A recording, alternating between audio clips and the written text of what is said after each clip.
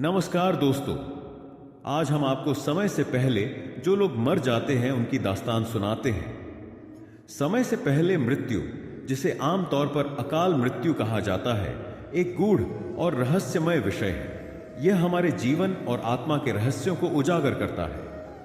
हिंदू धर्म, बौद्ध धर्म, इस्लाम और आधुनिक आध्यात्मिकता जैसे विभिन्न दृष्टिकोणों में आत्मा के साथ क्या होता है और उसे शांति कैसे मिलती है। मृत्यु और आत्मा का आधारभूत सत्य।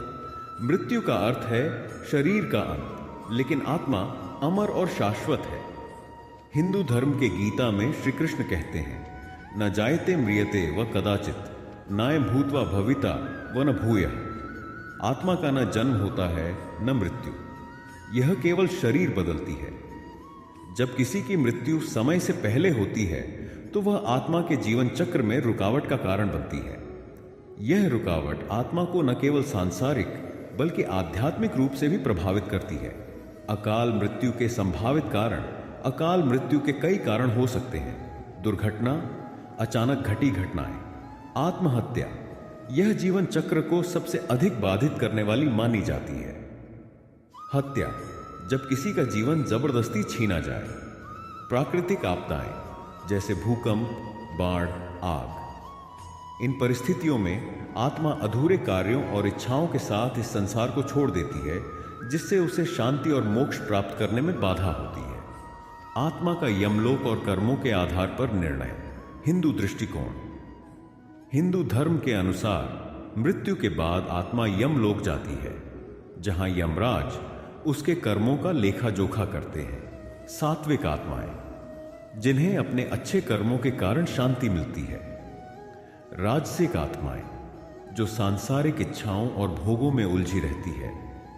तामसिक आत्माएं, जो पाप और हिंसा के कारण प्रेत योनि में जाती हैं। यदि मृत्यु समय से पहले होती है तो आत्मा को यमराज के दरबार में निर्णय लेने से पहले प्रेत योनि में भेज दिया जाता है।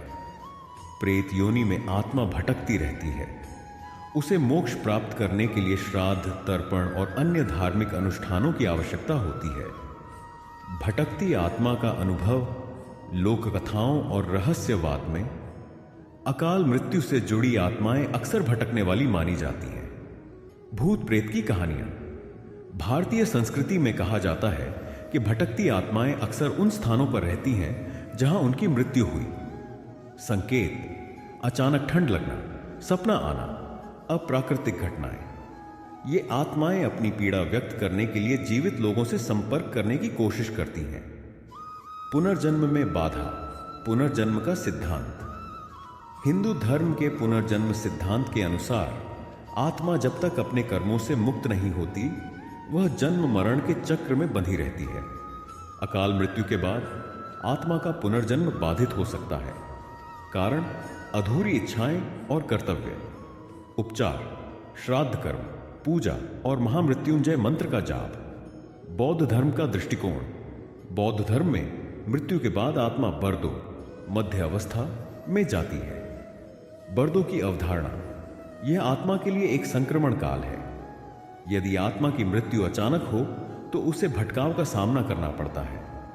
पुनर्जन्म की प्रक्रिया: आत्मा तब तक शांति नहीं पाती जब तक वह सही मार्ग नहीं ढूंढ लेती। इसके लिए जीवित लोग ध्यान और प्रार्थना करते हैं। इस्लाम में आत्मा का सिद्धांत। इस्लाम के अनुसार मृत्यु अल्लाह की मर्जी से होती है। अकाल मृत्यु, यह भी अल्लाह की योजना का हिस्सा है। आत्मा को कब्र में उसके कर्मों के आधार पर शांति या सजा दी जाती है। समय से पहले मृत्यु के बावजूद आत्मा को अपने कार्यों के लिए न्याय का सामना करना पड़ता है। आधुनिक रहस्यवाद और विज्ञान।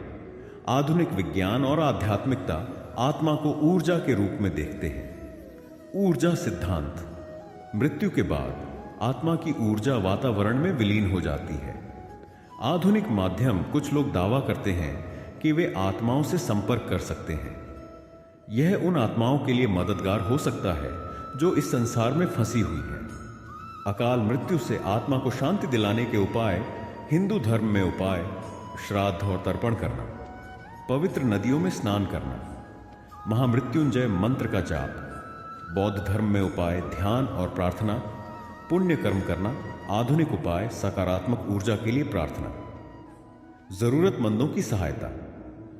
आत्मा की शांति और मोक्ष का अंतिम लक्ष्य अकाल मृत्यु के बाद आत्मा को शांति और मोक्ष दिलाने के लिए धार्मिक और आध्यात्मिक मार्गदर्शन की आवश्यकता होती है।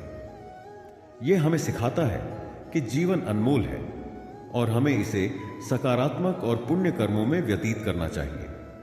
अंततः आत्मा की शांति केवल उसके कर्मों और जीवित लोगों की प्रार्थनाओं पर निर्भर करती है।